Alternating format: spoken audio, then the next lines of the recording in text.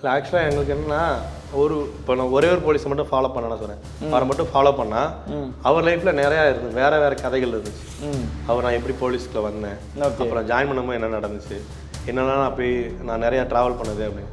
அப்போ நான் வந்து அவரை பற்றின ஒரு கதை எடுக்கணும்னு வச்சுக்கோங்களேன், ஒரு பயோபிக்காக எடுக்கணும்னு வச்சுக்கோங்களேன். அப்போ நான் அதை தான் பண்ணணும்.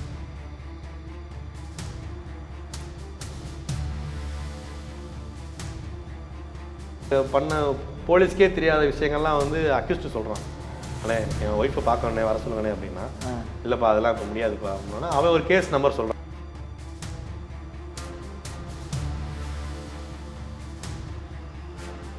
இப்போ ஸ்டேஷன் போனீங்கன்னா கண்டிப்பாக ஒரு நாளைக்கு வந்து 10 கேஸ் வரும். நான் ஒரு கேஸை மட்டும் ஃபாலோ பண்ணேன்னா மற்ற கேஸ்லாம் வந்து யார் பார்ப்பான்னு தெரியாது. ஸோ ஒரு போலீஸ்க்கு கண்டிப்பாக 10 கேஸ் ஆச்சும் கொடுப்பாங்க. இப்போ 10 கேஸுமே அவர் ஃபாலோ பண்ணால் எப்படி இருக்குங்கிறது தான் எங்களுக்கு அந்த ஸ்டார்ட் அப் கிடைச்சு.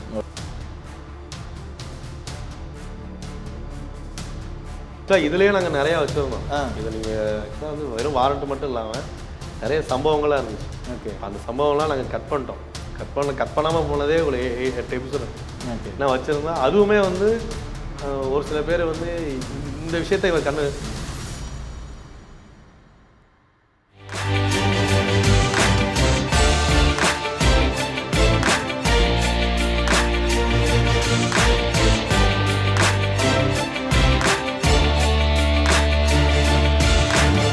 பிரியோ டிவி நேயர்களுக்கு வணக்கம். இது ரெட் கார்பெட். ஸோ இன்றைக்கி நம்ம கூட இணைஞ்சிருக்கவங்க. ஸோ சமீபத்தில் வாரண்ட் அப்படின்ற ஒரு வெப் சீரிஸ் வந்து பரவலாக மிக பிரபலமாக பேசும் பொருளாக அமைஞ்சிட்ருக்கு. ஸோ ஆப்வியஸ்லி நம்மளோட இணைஞ்சிருக்கார் டைரக்டர் விக்னேஷ் தான். ஸோ இவர்கிட்ட நிறைய இன்ட்ரெஸ்டிங்கான விஷயங்கள்லாம் கேட்டு தெரிஞ்சுக்க போகிறோம். ஸோ கண்டிப்பாக இதில் ரொம்ப சுவாரஸ்யமான ஒரு இன்டர்வியூவாக மாறப்போகுது அப்படின்னு நான் நம்புகிறேன். ஸோ நீங்கள் நம்புறீங்கன்னா இன்டர்வியூ எண்டில் வந்து மறக்காமல் கமெண்ட் செக்ஷனில் பதிவிட்டுருங்க. சார் வணக்கம். சார் வணக்கம். எப்படி சார் இருக்கீங்க? நல்லா இருக்குங்க சார். ஆப்வியஸாக வந்து ஒரு உருக்கமான ஒரு சீரீஸ்ன்னு சொல்லலாம் இந்த வாரண்ட் அப்படின்னு எடுத்துக்கிட்டால்.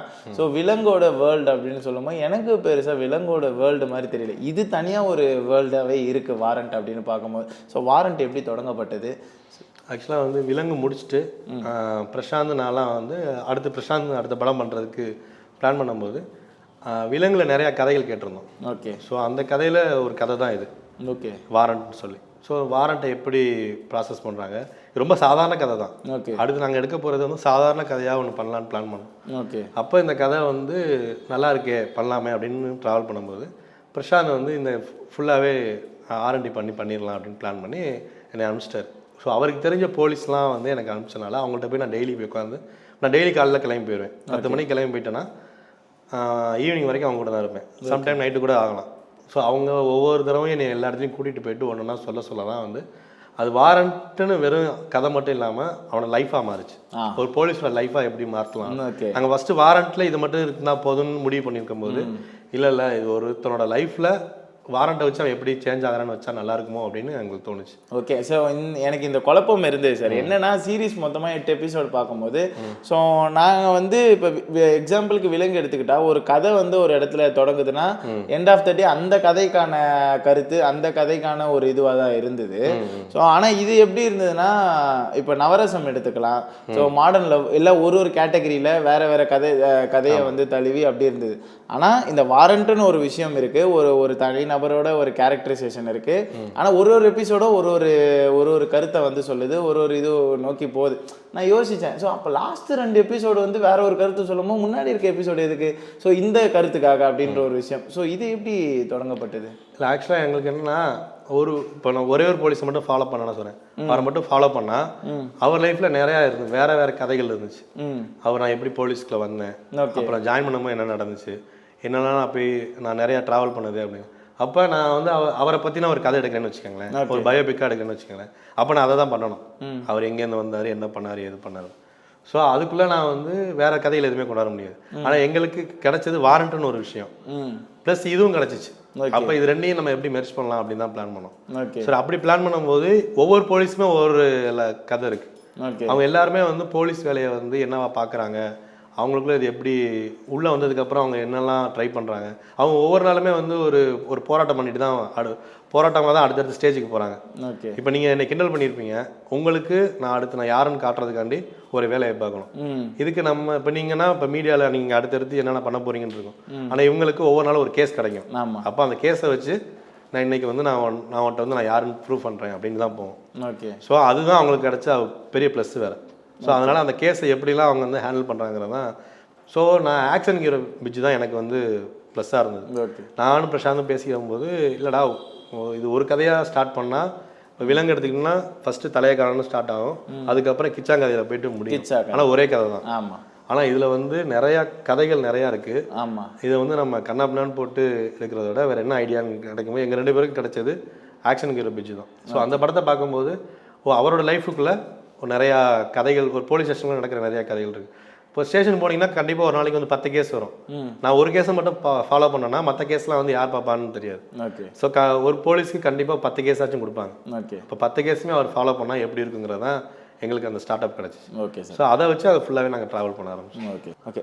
அந்த சீரீஸ் தொடங்கும் போது எபிசோடுக்குள்ளே நம்ம போகிறோம், அந்த வேர்ல்டுக்குள்ளே நம்ம கிரியேட் ஆகி போகும்போது ஒரு போலீஸ்காரனுக்கு என்னென்ன அவமானம் நடக்கணுமோ அது எல்லாமே வந்து இந்த ஹீரோ கேரக்டருக்கு வந்து நடக்குது. ஸோ அதை நடக்கும் போது அப்பாவாக வந்து அவரோட வேலை என்ன, பையனுக்கு வந்து மோட்டிவேஷனல். ஸோ அந்த ஸ்டோரி வந்து நான் யாருன்னு அந்த பேரை குறிப்பிட விரும்பல, ஏன்னா மக்கள் வந்து பார்த்து தெரிஞ்சுக்கிட்டோம் அப்படின்ற ஒரு இது இருக்குது.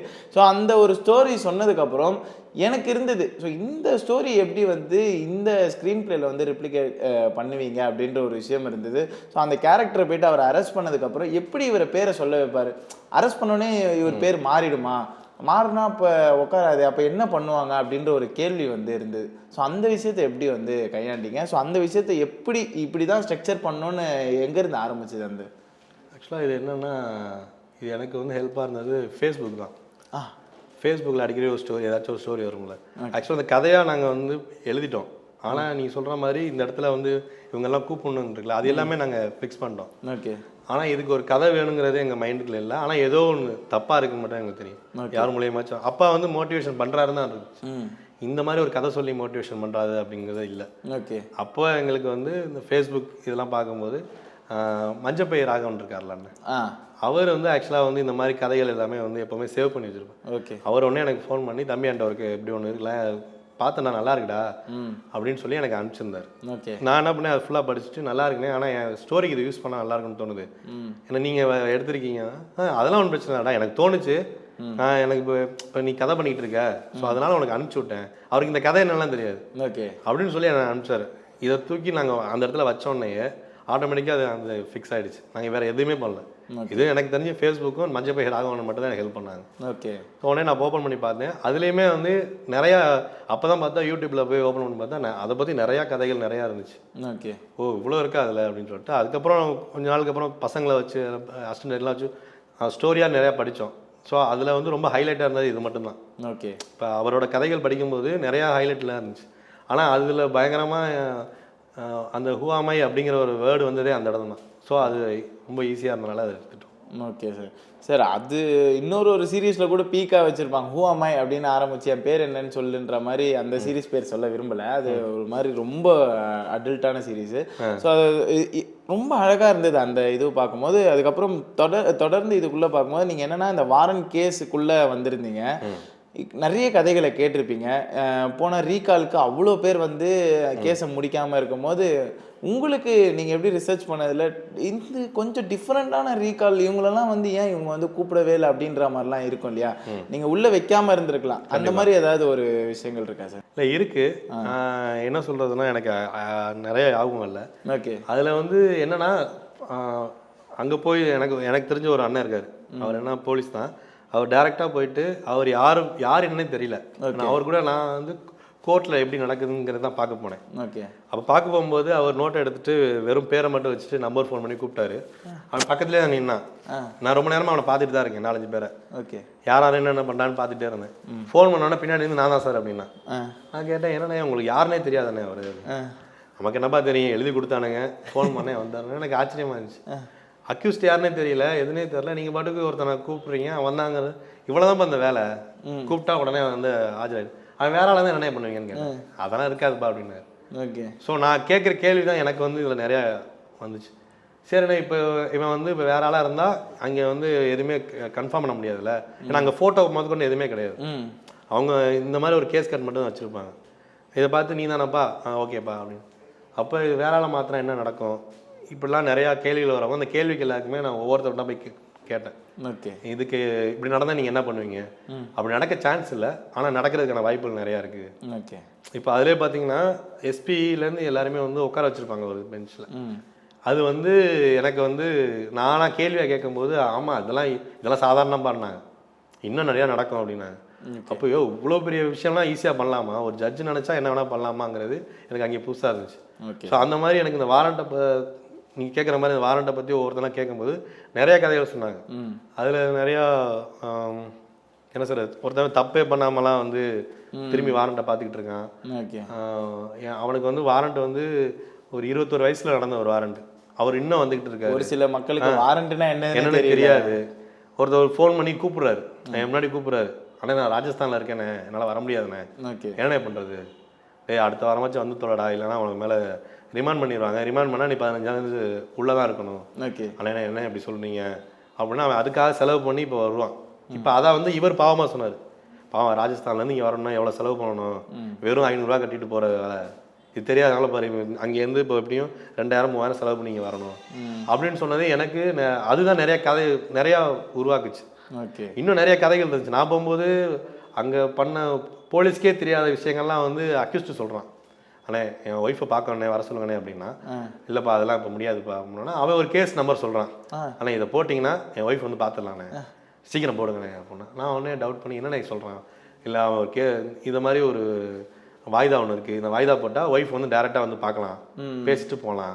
ஓகே, இந்த ப்ராசஸ்லாம் தெரிஞ்சு வச்சு இந்த ப்ராசஸ்லாம் இருக்காங்கன்னா இது மாதிரி ஒரே நாள், இது எனக்கு வந்து ஒரே நாளாக கிடச்சிது. ஓகே, 10 நாள் பண்ணால் 10 நாள் 10 இதுவும் வேறு மாதிரி இருக்கும், இன்னும் வேறு கதைகள்லாம் கிடச்சிச்சு. ஓகே, இப்போ வந்து போக்சோலாம் எப்படி அங்கே வந்து கேஸ் நடக்குது, இப்போ கிட்டத்தட்ட நான் சித்தா படத்தில் நடக்கும்ல எல்லாத்தையும் க்ளோஸ் பண்ணிட்டு. ஆமாம். ஸோ இதை நான் வந்து அந்த படத்துக்கு முன்னாடியே நான் பார்த்துட்டேன். ஸோ இதை வைக்கலாம்லாம் பிளான் பண்ணோம்.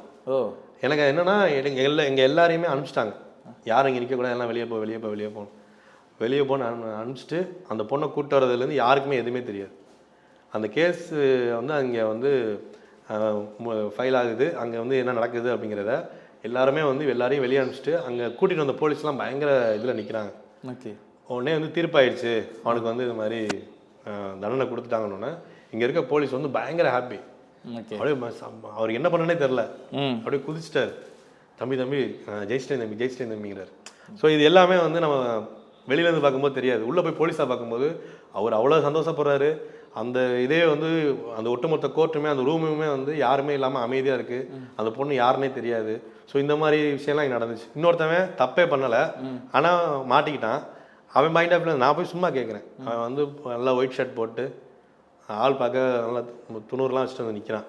நான் வந்து ஏன் அப்படி நிற்கிறான், நான் சும்மா அவன் ஏன் அப்படி நிற்கிறான்னா இதை பார்த்தாச்சும் என்னை பாவமாக நினைப்பான்னு வந்து நிற்கிறான். ஓகே, நான் எவ்வளோ சொல்லி பார்த்தேன், என்னை கேட்கல, என் மூஞ்சியை வந்து பார்த்தா வந்து திருடன் மாதிரி இருக்குது, நீங்கள் பண்ணியிருப்பான்னு சொல்லிடுவானுங்க, அதுக்காண்டி நான் வந்து முடியெல்லாம் வெட்டிட்டு வந்து நிற்கிறேன், ஆனால் என்னை வந்து கடைசி வரைக்கும் இப்படி தான் பார்ப்பானுங்கன்னு அவன் ஒன்று சொல்கிறான். இது மாதிரி ஒன்றும் அங்கே இருக்க ஆப்போசிட்டில் இருக்கவனுக்கும் ஒரு பிரச்சனை இருக்குது, இங்கே இருக்கணும் பிரச்சனை, இது எப்படி சரி பண்ணுவாங்கிறதே வந்து அது ஒரு பெரிய கதையாக இருக்குது. அப்போ எனக்கு தெரிஞ்சு இன்னும் பல வாரண்ட் வந்து சீரிஸ் காத்திருக்குன்னு நினைக்கிறேன். உங்கள் கையில் எடுக்கலாம், கண்டிப்பாக நிறையா எடுக்கலாம், எடுத்து வச்சிருப்பீங்க. ஆக்சுவலாக இதுலேயே நாங்கள் நிறையா வச்சுருந்தோம். இதை நீங்கள் ஆக்சுவலாக வந்து வெறும் வாரண்ட் மட்டும் இல்லாமல் நிறைய சம்பவங்களாக இருந்துச்சு. ஓகே, அந்த சம்பவம்லாம் நாங்கள் கட் பண்ணிட்டோம். கட் பண்ணாமல் போனதே ஒரு 8 எபிசோடு நான் வச்சுருந்தேன். அதுவுமே வந்து ஒரு சில பேர் வந்து இந்த விஷயத்தை இவர் இப்போ அது பெரிய பிரச்சனை, அது 2 பிரச்சனை பெரிய பிரச்சனை. ஆக்சுவலாக தமிழ்நாடே அந்த பிரச்சனையை வந்து எப்படி சால்வ் பண்ண போகிறான்னு நினச்சிக்கிட்டு அந்த பிரச்சனையை சாதாரண பிசி தான் சால்வ் பண்ணார். அது வந்து பயங்கர, அது வந்து ரொம்ப என்ன சொல்கிறது, மொபைலில் வந்து கண்டுபிடிச்சதோ ட்ராக் பண்ணி கண்டுபிடிச்சதோ எதுவுமே கிடையாது, அவர் சாதாரணமாக போய் கண்டுபிடிச்சார். அதை சொல்லும் போதே பயங்கரமாக இருக்கும். அவர் இன்ன வரைக்கும் மறக்காமல் சொல்லுவார், இந்த இடத்துல 2 மணிக்கு நின்னேன் அப்படின்னு கரெக்டாக சொல்லுவார். ஸோ அந்த விஷயம்லாம் வச்சாலே இன்னும் பயங்கரமாக இருக்கும். ஸோ ஆனால் இந்த கதைக்கு அது தேவையில்லாமல் இருந்துச்சு. இது ரொம்ப அந்த கோட்டைக்கருப்பு சாமிக்கு வந்து ரொம்ப ஓவர் டூவாக இருக்கும். இப்போ நான் அடுத்து பண்ணும்போது அதை பண்ணனா இவன் பண்ணுவான்டான் இருக்கும். நான் அந்த இடத்துல பண்ணிட்டேன்னா அது வந்து இன்னும் இவ்வளோ பெரிய மேட்டரை வந்து ஈஸியாக கண்டுபிடிச்சிட்டான் அப்படின்னு தோணிடும். ஸோ அதனால அதெல்லாம் நாங்கள் எடுத்துட்டோம். Okay sir. ஸோ வச்சா எனக்கு நல்லா இருக்கும். Okay sir. சார் கதை இதுக்குள்ளே போகும்போது வேற லெவல் ஒரு ஹூக் லைனோட ஆரம்பிச்சு இன்ட்ரெஸ்டிங்காக இருக்குது. கதையை தாண்டி பேசுகிற விஷயங்களும் இன்ட்ரெஸ்டிங்காக இருக்குது. ஆனால் ஒரு சைலண்ட் கிரிட்டிசம். ஸோ என்னென்னா ஹீரோ பாலசரவணனை புக் பண்ணி வச்சது அதை வந்து விலங்கு டைரக்டர் வந்து மாற்றிட்டு அவர் ஹீரோவாக பண்ணோம் அப்படின்ற ஒரு நோக்கத்தில் வந்து பண்ணிட்டாரு அப்படின்ற மாதிரி நிறைய செய்திகள் அங்கங்கே பேசும் பொருளாக அமைஞ்சிட்டு இருக்கு. ஸோ நீங்கள் என்ன இதை பற்றி உங்களை டேரெக்டாக உங்ககிட்ட கேட்டுடலான்ட்டு? இல்லை ஆக்சுவலாக வந்து என்னோட பாலசரவணனும் பிரசாந்தும் ரொம்ப க்ளோஸ் ஃப்ரெண்டு. பிரசாந்த் மூலியமாக தான் எனக்கு பாலசரவணன் தெரியும். ஓகே. ஸோ அவர் ஃபுல்லாகவே எங்க கூட தான் ட்ராவல் பண்ணிட்டு இருந்தார். அவருக்கே இது தெரியும். சின்ன ஒரு தப்பு என்னன்னா, இந்த கதை வந்து அவரோட கதையாக இருக்குமோ, அவருக்கான எழுதின கதையாக இருக்குமோன்னு யாரோ தப்பாக பேசி தான் அது நியூஸாக போச்சு. ஓகே. ஆனால் அவருக்கான கதைகள்லாம் இது கிடையாது. இப்போ கேட்டால் கூட அவர் சொல்லுவார். இப்போ ஆக்சுவலாக இந்த படத்தில் நான் நடிக்கிறேன்னு பிரசாந்த் சொன்னோன்னே தயவுசெய்து நடி மச்சான்னு சொன்னதே பாலசரவணன் தான். ஓகே. ஸோ அவருக்கான கதைகள் எழுதுறதுக்கு நாங்கள் பிளான் பண்ணதுக்கு உண்மை தான். ஆனால் அந்த கதை இது கிடையாது. ஏன்னா பாலசரவனுங்கிற ஒரு கேரக்டரே வந்து வேற ஒரு கேரக்டராக இருக்கும். ஓகே. நீங்கள் பார்த்தீங்கன்னா விமல் சார் கூட அந்த படத்தில் விலங்குல வந்து யாரையுமே அடிக்க மாட்டார், எதுவுமே பண்ண மாட்டார். ஒரே ஒரு இடத்துல மட்டும் தான் அடிப்பார். ஆமாம். ஆனால் பாலசரவன் தான் எல்லாத்தையுமே விசாரிப்பான், எல்லாத்தையும் அடிப்பான், எல்லாத்தையும் பண்ணுவார். ஆமாம். ஸோ அப்படிப்பட்ட கேரக்டரை வந்து நான் இந்த மாதிரி மாற்றி பண்ணுறதுல வந்து அவரோட கேரக்டராக எடுக்கிறது வேற. நான் சில விஷயங்கள் சொன்னேன்ல, எல்லாமே ரொம்ப இன்வெஸ்டிகேஷனாக போகணும். அந்த கதை தான் அவருக்கான இது எழுதுனது. அது பிரசாந்த் தான் எழுதுனது. ஓகே. பாலசரவன் வச்சு பண்ணலாண்டா பிளான் பண்ணி எழுதுனது. ஸோ அது நாங்கள் பண்ண பிளான் பண்ணல. நான் போனது இந்த வாரண்ட்டுங்கிற ஒரு விஷயத்த பண்ணிட்டு வச்சு. ஓகே. இதை வந்து ஆக்சுவலாக நாங்கள் வந்து மினி சீரீஸாக ஒன்று பண்ணலாம் அப்படின்னு பிளான் பண்ணி தான் நாங்கள் போனோம். இது வந்து ஒரு பெரிய சீரீஸாக பண்ணுறதுக்கான எந்த ஒரு ஐடியாவுமே இல்லை. ஆனால் இதுக்கான கேரக்டருக்கான ஆள் வந்து எனக்கு வந்து புதுசாக இருந்தால் ஓகே. நான் புதுசுக்கு நிறையா பிளான் பண்ணி நிறையா தேடணும். அப்போ எனக்கு தோணுது ஒன்றே ஒன்றுனா, எனக்கு டிலே ஆகிட்டே இருந்துச்சு. ஓகே. அப்போ நான் பிரசாந்த் வந்து ஆக்சுவலாக வந்து இன்னொரு படத்துக்கு வந்து நடிக்கிறதுக்கு பிளான் பண்ணிக்கிட்டு இருந்தாங்க. அப்போ அந்த படத்துக்கு பிளான் பண்ணும்போது பிரசாந்த் வந்து அதுக்கு நிறையா மெனக்கல் பண்ணிட்டு இருந்தார். அப்போ நான் ஒரே ஒரு சும்மா கேட்டேன், மச்சா நீ வேணா ஒரு மாதிரி நடிக்கிறியான்னு கேட்டேன். என்னோட நக்கல் பண்ணிட்டா, நீ தானே அந்த படத்தை நடிக்கலான்னு பிளான் பண்ணுற, அப்போ நடிடா அப்படின்னேன். வேணாண்டா அப்படின்னா. கடைசியாக அவங்க சொன்னதும் அதே தான். நான் ஒரே ஒரு டிமாண்ட் பண்ண வச்சேன், மச்சா நீ உடம்பு மட்டும் குறைச்சா கொஞ்சம் நல்லா இருக்குண்டா அப்படின்னு. அவன் வந்து சிரிச்சுட்டு போயிட்டான்.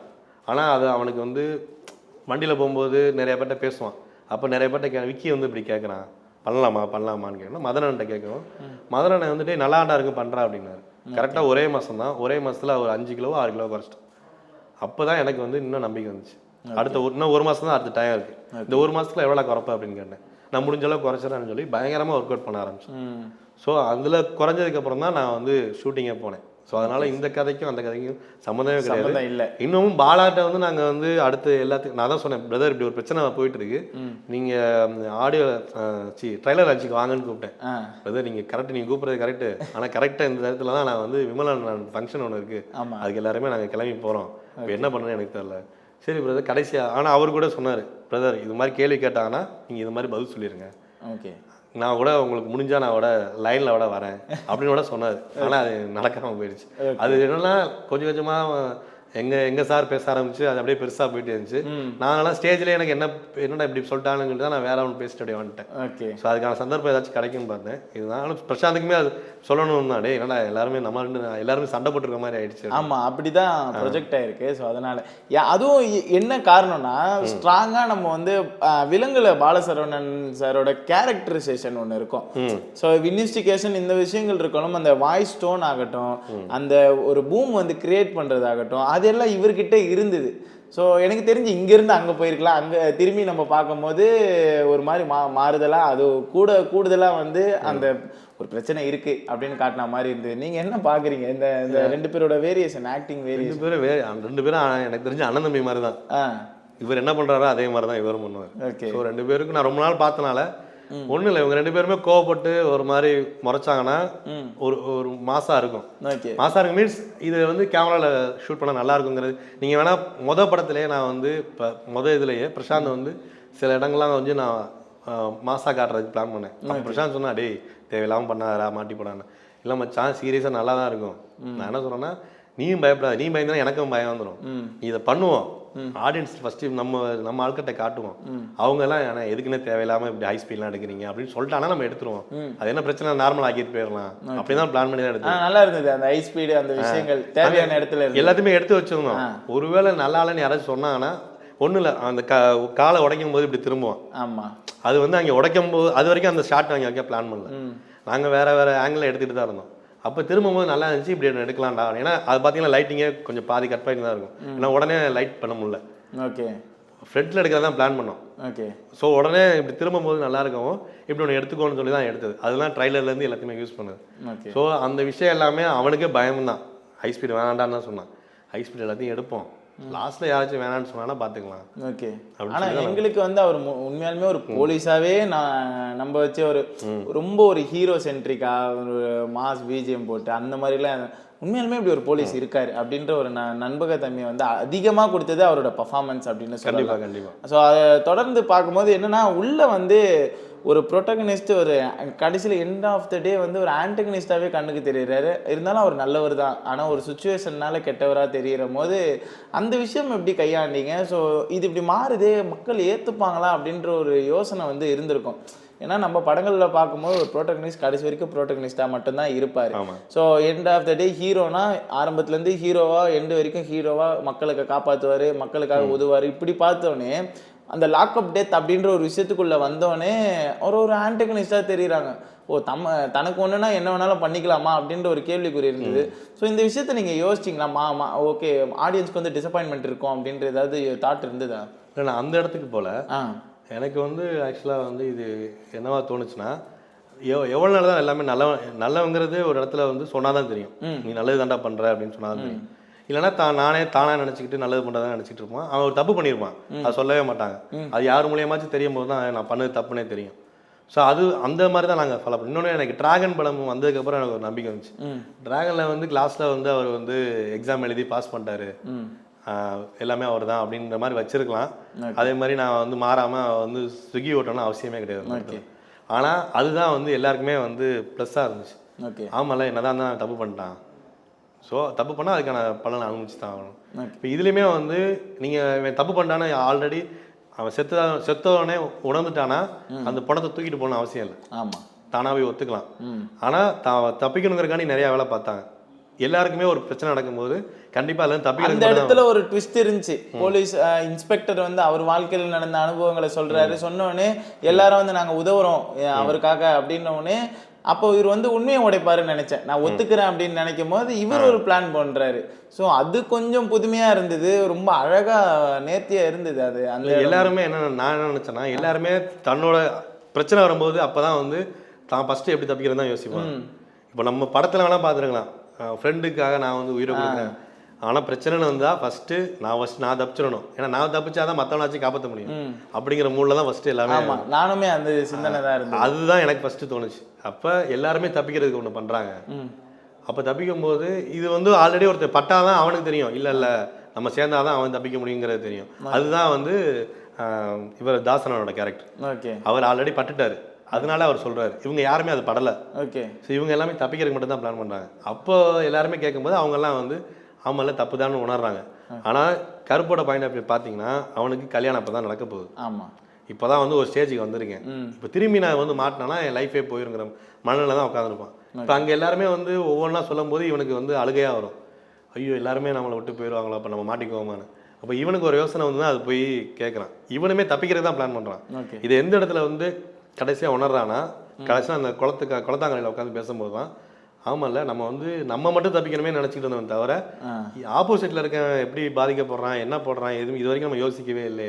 அந்த இடமும் வந்து ஒரு இதுதான் என்னன்னா, அந்த இன்னொரு கேரக்டர் அட்வைஸ் பண்ணுற கேரக்டர் ஒரு சின்ன தப்புனால தான் அந்த வாரண்ட் அந்த கேஸ்குள்ளே வருது.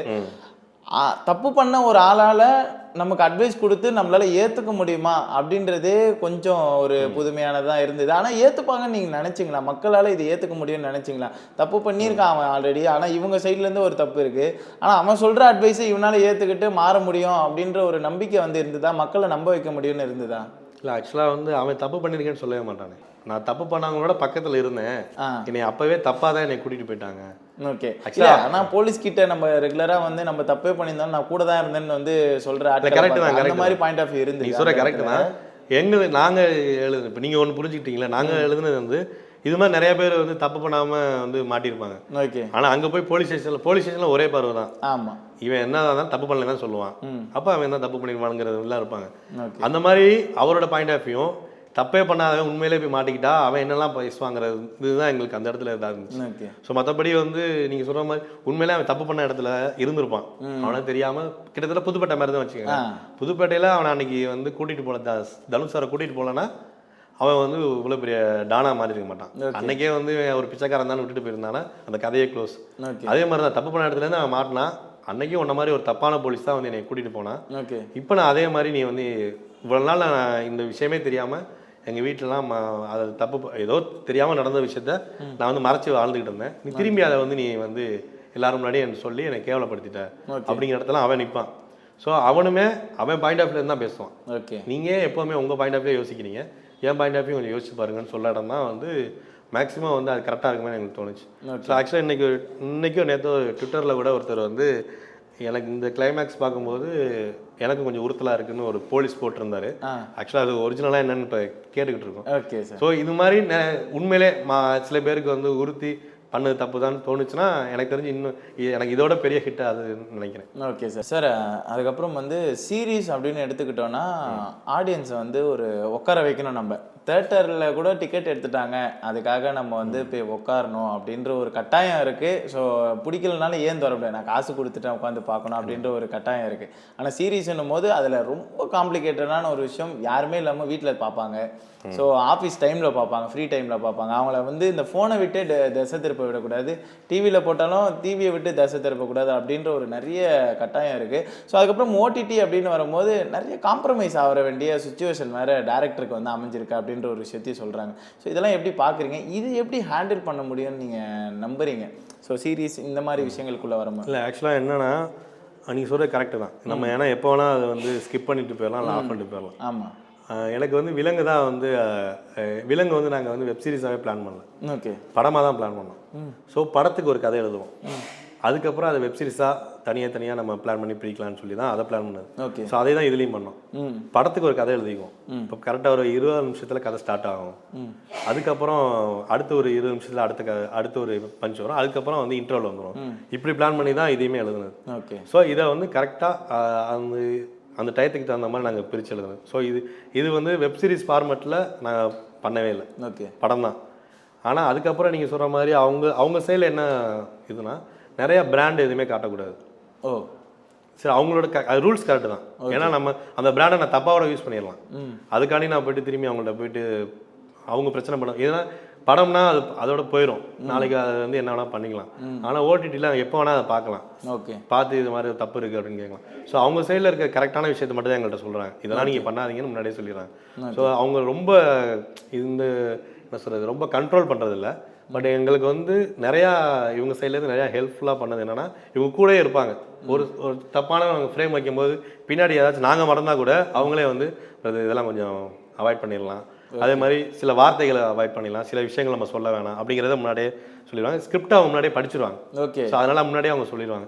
இதை தாண்டி வந்தால் கூட அவங்க வந்து ஓடிடியில் சார் இதுவும் ஒன்று, ஓடிடியில் ஒரு ப்ளஸ் இருக்குன்னு சொல்கிறாங்க. இந்த டைலாக்ஸு நம்ம நிறைய பேட் வேர்ட்ஸ் கூட யூஸ் பண்ணிக்கலாம், பிரச்சனையே இல்லை அப்படின்ற மாதிரி இருக்குது. ஸோ இந்த சீரீஸ்லையும் வந்து இருக்குது, கோவப்படுற உச்சக்கட்ட நேரத்தில் யாராக இருந்தாலும் அப்படி பேச தான் செய்வாங்க, அப்படி பண்ண தான் செய்வாங்க அப்படின்ற ஒரு விஷயம் இருந்தாலும் படங்களில் அதை காட்ட மாட்டாங்க. இதில் ரொம்ப ஓப்பனப்பாக காமிச்சிருக்க மாதிரி இருக்குது. ஸோ இதுவும் வந்து அந்த ரூல்ஸ் அண்ட் ரெகுலேஷனில் இருக்கா, இல்லை வந்து இதுக்கு ரூல்ஸ் அண்ட் ரெகுலேஷனே கிடையாதா? இல்லை இருக்குது. இப்போ வந்து நான் இது வந்து குடும்பமாக பார்க்கணுங்கிற மனநிலை தான் எனக்கும். ஓகே. இப்போ நான் கண்டிப்பாக எங்கள் அப்பா அம்மா எல்லாமே பார்ப்பாங்க. இப்போ பிரசாந்தோட அப்பா அம்மாவும் பார்ப்பாங்க, இது மாதிரி எல்லா அப்பா அம்மாவும் பார்ப்பாங்க. இப்போ குழந்தைங்களும் இதை பார்க்கணும். ஏன்னா இதில் பார்த்தீங்கன்னா ஒரு ரத்தம் கூட இருக்காது, தெறிக்க அடிச்சு ரத்தம் அது மாதிரி எதுவுமே காட்டலை. இது எல்லாமே நான் கரெக்டாக பிளான் பண்ணி போகும்போது இந்த கோவப்படுற இடத்துல ஆட்டோமேட்டிக்காக வந்து இது நடக்கும்போது எனக்கு கான்சியஸாக தெரியல. டப்பிங்கும் எடுத்துட்டோம். இது கடைசியாக ரிலீஸ் பண்ணுறதுக்கு நான் அந்த ப்ரெஸ் ரிலீஸ் காட்டணும்ல, அப்போ தான் தோணுச்சு நிறையா கெட்ட வார்த்தை இருக்கிறதே. ஆமாம், நீங்கள் சொல்லலாம் உண்மையே வந்து அப்போ தான் நாங்கள் உணர்ந்தோம். ஏன்னா உட்காந்துருக்கோம் எல்லாமே என்னடா அப்படிங்கும் போது ஐயோ இது இவ்வளோ எடுத்தோம், நம்ம இந்த இடத்துல நம்ம மறந்துட்டோமே, கம்மி பண்ணியிருக்கலாம், இல்லைன்னா பீப்பாச்சும் போட்டிருக்கலாம் அப்படிங்கிறது எனக்கு தோணுது. ஏன்னா கோவப்பட்டு அந்த இடத்துல பண்ணும்போது அவனோட கோவத்தை வந்து காட்டுற ஒரே இடம் வந்து ஒன்று யாராச்சும் ஒன்று அடிக்கணும், இல்லைனா வந்து கெட்ட இடத்த சொன்னால் கம்மியாகும். ஓகே. இதுதான் வந்து பேசிக்காக இருக்கிறத சொல்கிறேன், எல்லாருக்கும் அப்படி இருக்குன்னு சொல்ல. ஓகே. ஒரு ரொம்ப கோவப்படுறவங்களுக்கு சில விஷயங்கள் இப்படி இருக்கும். ஓகே. சில பேர்லாம் பார்த்தீங்கன்னா கோவப்பட்டு யாராச்சும் திட்டாங்கன்னா அந்த கோவம் குறைஞ்சிரும். ஸோ அந்த மாதிரி தான் வந்து நாங்கள் அதை யூஸ் பண்ணுமே தவிர ஸ்பாட்லேயே அந்த இடம் வந்து இந்த சீனு, ஆனால் டைலாக நாங்கள் எழுதலை இந்த இடம்லாம். அவனை திட்டுறது அவனை கேட்கறதுக்கான டயலாக் இருந்துச்சு தவிர கெட்ட வார்த்தை வந்து ரொம்ப அக்ரெசிவாக நடந்துக்க அப்படின்னு சொல்லும்போது அவனை ஆட்டோமேட்டிக்காக அந்த அக்ரெசிவ் என்ன வருமோ அது பண்ணும்போது அது ஆட்டோமேட்டிக்காக அந்த வார்த்தை வந்துருச்சு. ஸோ எடுக்கும்போது எனக்கு தப்பாகவும் தெரியாமல் போயிடுச்சு. கோவமாக இருக்கும்போது இப்படி நடக்கும்ல அப்படின்னு போயிட்டோம். ஓகே, அதை நான் எடிட் பண்ணும்போதும் கொஞ்சம் கரெக்ட் பண்ணிருக்கணும். அதையும் நான் வந்து தெரியாமல் போயிடுச்சு. ரொம்ப அதெல்லாம் வந்து செம கோவமாக இருக்கான்ல அப்படிங்கிற மாதிரியே போயிடுச்சு. ஃபீலுக்கு கரெக்டாக இருந்த மாதிரி ஆயிடுச்சு. நான் அது ஒரு தப்பு தான். அது ஆக்சுவலாக வந்து இனிமேல் அடுத்து பண்ணவும் கூடாது. இப்போ கூட அது சரி பண்ணுறதுக்கு ஏதாச்சும் வழி இருக்கான்னு கொஞ்சம் கேட்டு அதை சரி பண்ணணும். ஓகேங்க சார். சார் இது தொடர்ந்து உள்ளே பார்க்கும்போது யதார்த்தமான மனிதர்கள். ஸோ நான் ரொம்ப நாள் கழித்து வந்து பார்க்குறேன். ஸோ இந்த மாதிரி மனிதர்களை உள்ளே வந்து பார்க்கும்போது கொஞ்சம் டிஃப்ரெண்ட்டாக இருந்து ஸ்டோரியாக நரேஷனில் ஒரு ஒருத்தன் வந்து கொலை பண்ணிட்டு வந்தான் கேரளாலேருந்து அப்படின்னும் போது நம்ம தாட் ப்ராசஸும் நீங்கள் அதில் அனிமேஷனில் காமின தாட் ப்ராசஸும் வேறையாக இருந்தது. ஆனால் நேரில் இவங்க போய் பார்க்குற கேரக்டர் ரொம்ப சாதுவான கேரக்டர். பார்த்தா அப்படி பண்ண மாதிரியே தெரியலையப்பா, ரொம்ப சாதுவான ஒரு எளிமையை வந்து அந்த இடத்துல காமிச்சுது. ஸோ இது பட்ஜெட் கன்ஸ்ட்ரெயின்காக அந்த மாதிரி கேரக்டர்ஸை சூஸ் பண்ணிங்களா இல்லை ஏன்னா மோஸ்ட் ஆஃப் எல்லாருமே வந்து வெல் நோன் ஆர்டிஸ்ட், ஸோ ரகடான ஆர்டிஸ்ட்டை வந்து அந்த இடத்துல போட்டிருப்பாங்க, ஆனால் ரொம்ப சாதாரணமான மனிதர்களை யூஸ் பண்ணியிருந்தீங்க, அது எப்படி சார்? இல்லை எனக்கு ஃபஸ்ட்டு என்னன்னா எப்போவுமே சீரீஸ் எல்லாருமே படம் பார்க்கும்போது பயங்கரமாக என்ன யோசிப்பாங்கன்னா யார் இந்த இடத்துல வந்து பண்ணியிருப்பா அப்படிங்கிறத முன்னாடியே சொல்கிறத யோசிப்பாங்க. அது வந்து அவங்களுடைய இன்டெலிஜென்ட் அப்படின்னு நினைச்சு ஒன்று சொல்லுவாங்க. நானுமே படம் பார்க்கும்போது அப்படியே நினைப்பேன் இவன் தானே தப்பு பண்ணியிருப்பான். அது கடைசியில் நடந்துருச்சுன்னா அவனுக்கு ஒரு சந்தோஷம். அது நடக்கலைன்னா அவனுக்கு ரொம்ப சர்ப்ரைஸாக இருக்கும். டேய் என்னடா நான் ஒன்று நினச்சேன் நீ ஒன்று பண்ணிட்டேன். ஆனால் அதுக்கு நம்ம ஏன் நிறைய ஆர்டிஸ்டாக யூஸ் பண்ணணும் அப்படின்னு ஃபஸ்ட்டு எடுத்தோடனே வந்து 3 கேரக்டருக்கு வந்து அந்த சரோஜா கேரக்டருக்கும் சரி, சரோஜா கேரக்டரே இப்போ வந்து கண்டுபிடிச்சேன்னு தான் சொல்கிறாங்க. ஸோ அதுக்கே நாங்கள் மேக்ஸிமம் வந்து இன்னும் ரூட்டடாக யாராச்சும் பிடிக்கலாம் தான் இருந்தோம். அதே மாதிரி தங்கத்தோட கேரக்டராக இருக்கட்டும், கொடைக்கானல் சரவண கேரக்டராக இருக்கட்டும், இவன் இப்படி பண்ணுவாங்கிறத இதுக்கு முன்னாடி உள்ள படத்துலையும் அவங்க பார்த்துருக்க கூடாது, இதுலேயும் வந்து தெரியக்கூடாது. அப்படி தான் ஃபஸ்ட்டு முடிவு பண்ணது. அப்படி தான் நாங்கள் ஒவ்வொருத்தராக செலக்ட் பண்ணோம். இப்போ இவரே வந்து ஹண்ட்டில் நடிச்சிருப்பார். அதில் ஹண்ட்டில் இவர் தனியாக ஒரு மாதிரி வித்தியாசமாக தெரிவார். இதுவே நாங்கள் ஃபஸ்ட்டு ஃப்ரேம் வைக்கும் போதே தெரிஞ்சிருச்சு ஆட்டோமேட்டிக்காக. ஓகே, நாங்களும் க்ளோஸ் எடுத்து பார்த்தோம், ஒய்டு எடுத்து பார்த்தோம், எது வச்சாலுமே இவர் தான் பண்ணியிருப்பாருங்கிறதே தெரிஞ்சது. ஏன்னா அவர் நீங்கள் சொல்கிறீங்களா சாதாரண அவர் பார்க்கவே டிஃப்ரெண்ட்டாக இருப்பார். அவர் கண்ணே ரொம்ப வித்தியாசமாக இருக்கும்.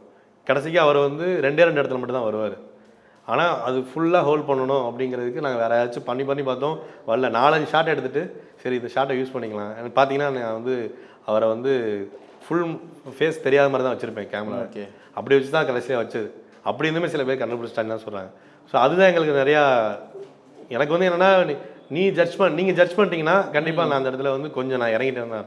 முடிஞ்சளவு அது பண்ணலான்னு ட்ரை பண்ணோம் தான், அவ்வளோதான். மற்றபடி நான் பயங்கரமாக பண்ணிட்டேன் அப்படின்னு சொல்லுவேன். முடிஞ்சளவு நம்ம தெரியாத ஆட்களை வச்சு நம்ம பண்ணுவோம். ஒருவேளை கடைசியாக வந்து இவங்க தான் தெரிஞ்சதுக்கப்புறம் ஒரு சர்ப்ரைஸ் ஆகும். ஏன்னா கிச்சா எங்களுக்கு வந்து அதான் ப்ளஸ். கிச்சா அதுதான் ஃபஸ்ட்டு. அதனால தான் அதை அந்த மாதிரி ட்ரை பண்ணுறதுக்கு நான் பிளான் பண்ணேன். Okay sir. சார் நிறைய இன்ட்ரெஸ்டிங்கான விஷயங்கள்லாம் வந்து ஷேர் பண்ணியிருந்தீங்க.